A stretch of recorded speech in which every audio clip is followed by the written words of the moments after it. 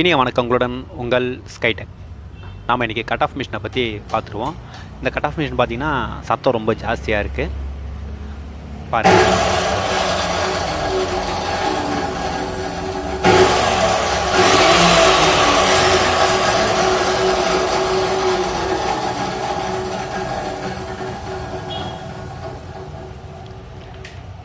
இந்த சவுண்டு பார்த்திங்கன்னா கியர் உராயிறதோ இல்லை கியர் தேஞ்சு போன சவுண்டோ இல்லை.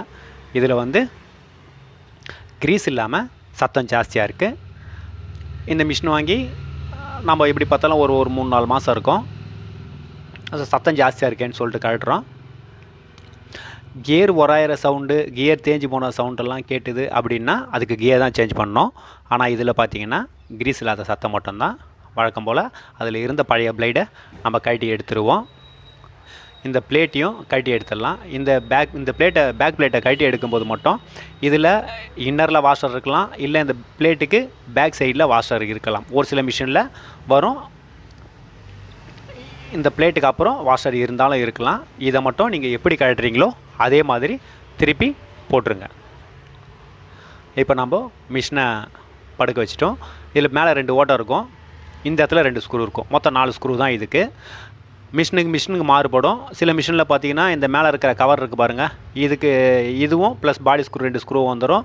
உள்ளே இருக்கிற பீஸை தனியாக கட்டுறதுக்கு ஸ்க்ரூ தனியாக இருக்கும், அந்த கியரு பீஸை. இதில் பார்த்தீங்கன்னா இந்த 4 ஸ்க்ரூ மட்டும்தான். இதை கழட்டினோம்னா எல்லாமே வந்துடும். நம்ம ஸ்டார் பிட்டை போட்டு ஸ்க்ரூவை கழட்டி எடுத்துக்கலாம். மிஷின் போட்டு தான் கழட்டணும்னு அவசியம் இல்லை, ஸ்க்ரூ ட்ரைவரில் கழட்டினால வந்துடும். ஸ்க்ரூ கொஞ்சம் லென்த்தாக இருக்குன்றதால நம்ம மிஷினை யூஸ் பண்ணுறோம், வேறு ஒன்றும் இல்லை. இந்த 4 ஸ்க்ரூவை கழட்டி எடுத்தோம்னா இந்த மிஷின் மாடலை பொறுத்த வரைக்கும் கவர் கையோட தனியாக வந்துடும். மிஷின் போட்டு கழட்டும் போது பார்த்து கழட்டுங்க. ஸ்க்ரூவுடைய ஹெட்டு டேமேஜ் ஆகிடக்கூடாது. இந்த கவரை அப்படியே எடுத்தோம்னா இதில் 4 ஸ்க்ரூ இருக்கும். அதை அப்படியே வச்சாலும் சரி, ஸ்க்ரூவை எடுத்துகிட்டு வச்சாலும் சரி, பத்திரமா வச்சுங்க ஸ்க்ரூவை. இப்போது நம்ம இந்த பீஸை பாருங்கள், இந்த பீஸை நம்ம கழட்டி வெளியே எடுக்கணும். அங்கே டஸ்ட்டாக இருக்கும், இல்லை க்ரீஸாக இருக்கும், இதெல்லாம் நம்ம கொஞ்சம் லைட்டாக தொடச்சி எடுத்துக்கலாம்.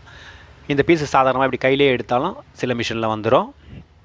இதில் கையில் எடுத்தோம்னா வரல, அதனால் கொஞ்சம் லைட்டாக நம்ம தட்டி கழட்டிக்கலாம். தட்டும்போது கொஞ்சம் கவனம் தேவை.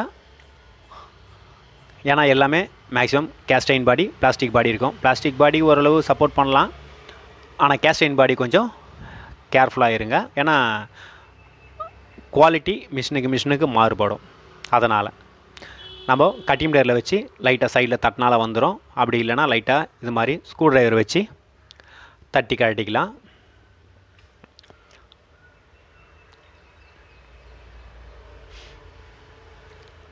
இது டைட்டாக இருக்குது, ஏன்னா புது மிஷின் தான். இது வாங்கி ஒரு 4 மாதம் அந்த ரேஞ்சு தான் இருக்கும். இப்போ ஸ்க்ரூ ட்ரைவரில் பாருங்கள், ஸ்க்ரூ ட்ரைவரில் லைட்டாக தட்டிக்கலாம். ரொம்ப வேகமாக தட்டுற அளவுக்குலாம் அவ்வளோ டைட்டாலாம் இருக்காது, நார்மல் டைட்டு தான் இருக்கும். லைட்டாக கேப் கிடச்சோடனே ஸ்க்ரூ ட்ரைவரை 2 சைடு விட்டு லைட்டாக ஒரு நிமிடம் பண்ணோம்னா ஆட்டோமேட்டிக்காக வந்துடும். ஏன்னா இது டைட்டாக இல்லை அப்படின்னா அடிக்கிற க்ரீஸ் கொஞ்சம் வெளியே வந்துட வாய்ப்பு இருக்குது, ஆனால் டைட்டாக இருக்கும். இப்போ 2 ஸ்க்ரூ ட்ரைவர் ஆப்போசிட்டில் கொடுத்து கொஞ்சம் லைட்டாக லிஃப்ட் பண்ணோம் அப்படின்னா இந்த பீஸு தனியாக வந்துடும். நம்ம கழட்டி எடுத்துட்டோம். இதில் பார்த்தீங்கன்னா க்ரீஸு இல்லாமல் இருக்குது. கம்பெனியில் க்ரீஸ் போடுவாங்க, பட் கம்மியாக இருக்கும், வேறு ஒன்றும் இல்லை. நம்மளுக்கு வேணுன்ற அளவுக்கு கொஞ்சம் லைட்டாக அப்ளை பண்ணிக்கலாம், ரொம்ப அப்ளை பண்ணுன்ற அவசியம் இல்லை. பார்த்தீங்கன்னா தெரியும், கியரில் சுத்தமாக க்ரீஸ் இல்லை, கியரும் நல்லா தான் இருக்குது. கியரை பார்த்தோம்னாவே தெரியும், கியர் தேஞ்சிருந்ததுன்னா கொஞ்சம் மேலெல்லாம் கொஞ்சம் மழுங்கின மாதிரி, கியர் டெப்த்தும் கம்மியாக இருக்கும். இப்போ நம்ம க்ரீஸ் அப்ளை பண்ணுறோம். நல்ல க்ரீஸை அப்ளை பண்ணுங்கள். வழக்கம் போல் தான் கிடைக்குதுன்னு சொல்லிட்டு கண்ட க்ரீஸ்லாம் யூஸ் பண்ணாதீங்க, நல்ல க்ரீஸாக யூஸ் பண்ணுங்கள், அதுதான் நல்லாயிருக்கும். என்னென்னா நல்ல க்ரீஸ் யூஸ் பண்ணிங்க அப்படின்னா நம்ம ஓடும்போது ஆட்டோமேட்டிக்காக அது நல்ல கிட்டத்தட்ட ஒரு ஆயிலும் க்ரீஸை மிக்ஸ் பண்ண ரேஞ்சில் தானாகவே லூப்ரிகேஷன் கொடுத்துக்கிட்டே இருக்கும்.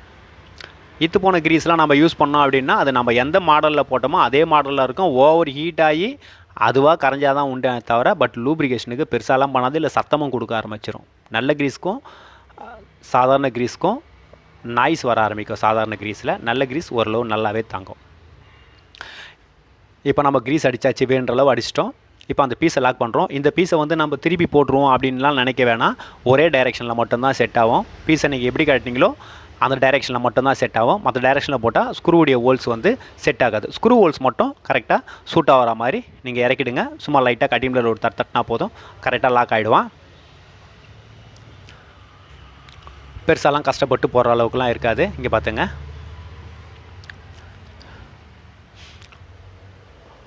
கரெக்டாக சீட் மட்டும் பண்ணிட்டா போதும். இப்போ இதுவே நம்ம மிஷினை ஆன் பண்ணி பார்க்குறோம். பாருங்கள், இது மாதிரி ஆன் பண்ணி பார்க்குறோன்னு அவசியம் இல்லை. ஏன்னா கியர் லூஸாக இருந்தோன்னா மேலே வந்துடும்.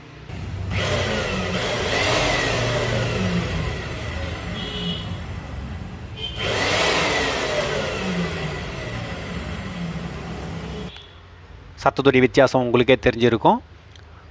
ஃப்ரீயாகவும் இருக்குது.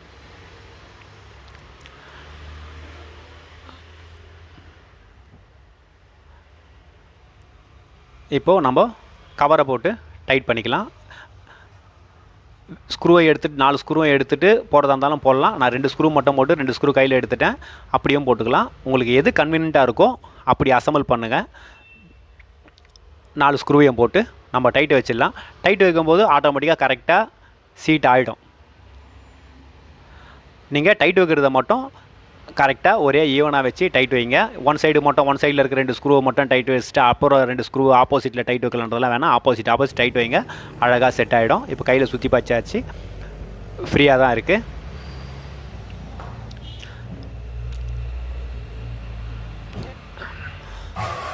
அவ்வளோதான், க்ரீஸ் அடிக்கிற வேலை முடிஞ்சிடுச்சு. இந்த வேலையை பொறுத்த வரைக்கும் ரொம்ப ஈஸியாக முடிஞ்சிடும். இது மாதிரி மிஷினில் பார்த்தீங்கன்னா நிறைய கம்ப்ளைண்ட் இருக்கிற கியர் தேஞ்சு போகிறதுக்கு முக்கிய காரணம் பார்த்தீங்கன்னா அவங்க க்ரீஸுன்னு ஒன்று வாங்கினதுலேருந்து அது கண்ணில் காட்டவே மாட்டாங்க. இது கழட்டி மாட்டுறது ஒன்றும் பெரிய வேலையாகவும் இருக்காது. அவங்கவுங்க இருக்கிற மிஷினை இருக்கிற வேலை செய்கிற இடத்துல கூட கழட்டி மாட்டிடலாம். இந்த பிளேட்டை மட்டும் நல்லா ஞாபகம் வச்சுங்க. இந்த பிளேட் போடும்போது பேக் சைடில் ஏதாவது வாஷர் இருந்தது, ரிங் மாதிரி வரும், அது மாதிரி இருந்தால் கரெக்டாக அது எந்த பொசிஷனில் எங்கே இருந்ததோ அதை மறக்காமல் போட்டுருங்க. சில மிஷினில் இந்த பிளேட்டுக்கு பேக் சைடில் வரும், மிடில் வரும், சில மிஷினில் அவசியப்படாது.